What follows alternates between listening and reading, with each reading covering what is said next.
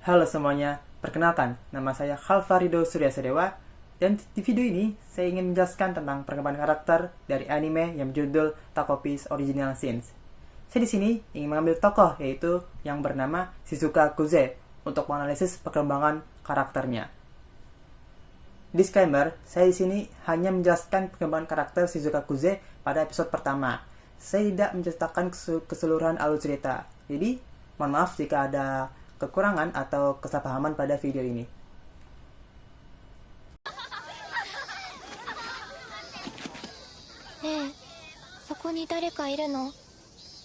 Shizuka Kuze adalah anak yang berusia 9-10 tahun yang duduk di bangku kelas 4 SD.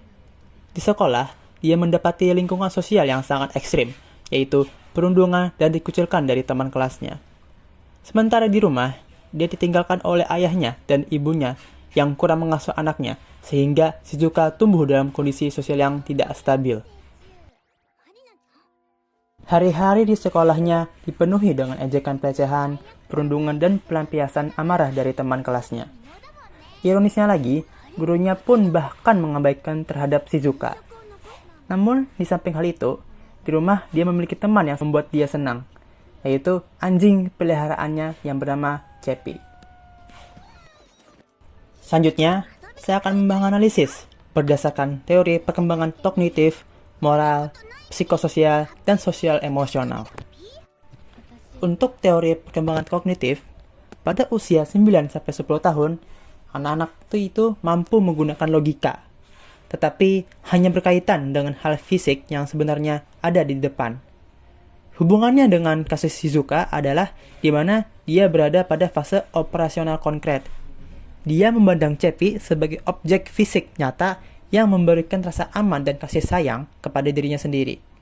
Ketika Cepi hilang, dia merasa kehilangan. Pada usia ini, anak tidak bisa berpikir secara abstrak.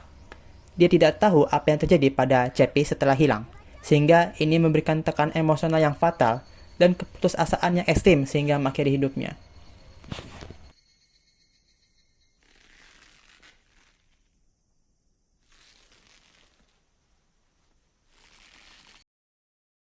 Selanjutnya, teori perkembangan psikososial. Shizuka berada pada tahap ketekunan versus inferioritas, atau bahasa Inggrisnya industry versus inferiority. Pada tahap ini, anak memasuki masa anak pertengahan dan akhir. Mereka mengarahkan kekuatannya untuk menguasai pengetahuan dan keterampilan intelektual. Namun, dengan lingkungan sosial yang ekstrim dan guru cenderung mengabaikan, ini memberikan dampak kompleks inferioritas yang membuat Shizuka merasa rendah diri dan tidak berharga di kelasnya. Cara Shizuka menyelesaikan atau merespon konflik tersebut sayangnya bersifat maladaptif. Ia menarik diri sepenuhnya dari lingkungan sosial.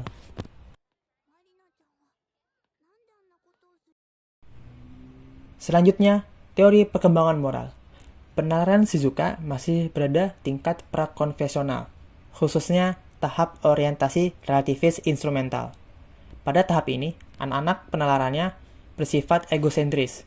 Baik dan buruknya suatu perilaku ditentukan berdasarkan sejauh mana dapat memenuhi kebutuhan pribadinya.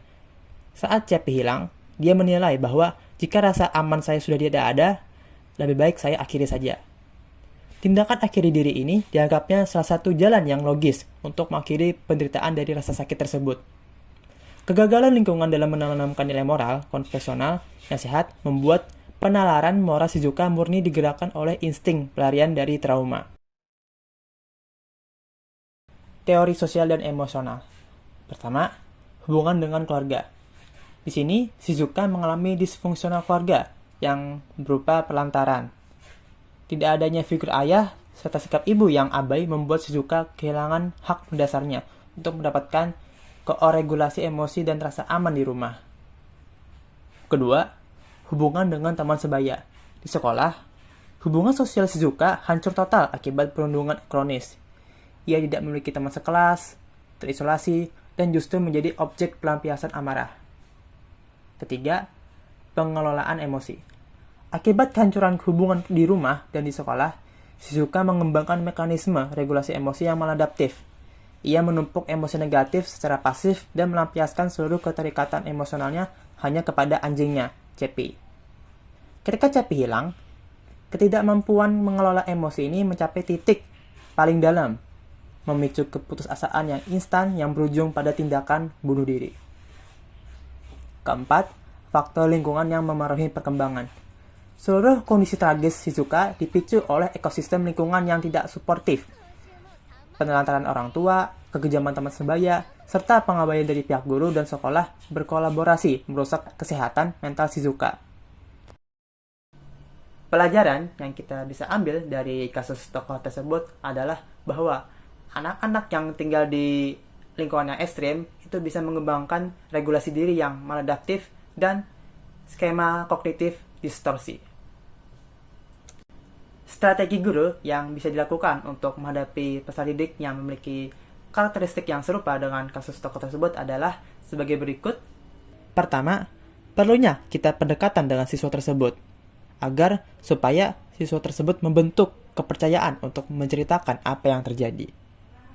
Kedua, membawa ke tempat bimbingan konseling untuk mendapatkan penanganan psikologis. Ketiga, memberikan safe space atau ruang aman di sekolah agar tidak terjadi perundungan. Kesimpulannya, kasus Shizuka Kuze dalam episode 1 ini mengajarkan kita bahwa kegagalan ekosistem lingkungan dapat menghancurkan seluruh aspek perkembangan anak. Sebagai calon pendidik, mari kita lebih peka dan peduli, karena satu tindakan intervensi dari kita bisa menyelamatkan masa depan seorang peserta didik. Terima kasih semuanya. Sampai jumpa di video edukasi berikutnya.